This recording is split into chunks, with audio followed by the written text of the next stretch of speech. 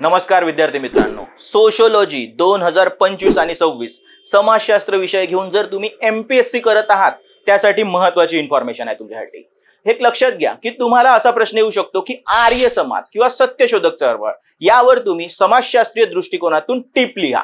अशा वेळेस जर तुम्ही बेसिक इन्फॉर्मेशन दिली, जसं आर्य समाज काय करतो, वेदांकडे परत चला म्हणतो ऍक्च्युअली, किंवा चातुर्वर्ण व्यवस्था किंवा अस्पृश्यतेला विरोध करतो किंवा सगळ्यांसाठी शिक्षण सांगतो, असं जर तुम्ही बेसिक आउटलाईन देत असेल तर तुम्हाला त्यावर मार्क मिळण्याची शक्यता फारच कमी आहे। तुम्हाला कसं आन्सर लिहायचं आहे, समाजशास्त्रीय परिप्रेक्ष्यातून आन्सर लिहायचा आहे। जसं त्याच्यावर मार्क्सिस्ट अप्रोच, पर्टिक्युलरली जर भारतातील कोणी असेल तर ते लिहायचं आहे, बाबासाहेब त्याच्यावर काय म्हणतात हे लिहायचं आहे तुम्हाला, तसेच फंक्शनलिस्ट अप्रोच काय म्हणतो त्याच्यावर, असं तुम्हाला आन्सर, किंवा दुसरे जे समाजशास्त्रज्ञ आहेत भारतातले ते काय म्हणतात असं आन्सर लिहायचं आहे, तेव्हाच तुम्हाला मार्क मिळू शकतात। जर तुम्ही जीएसच्या दृष्टिकोनातून लिहित आहात तर मार्क मिळण्याची शक्यता खूप कमी आहे।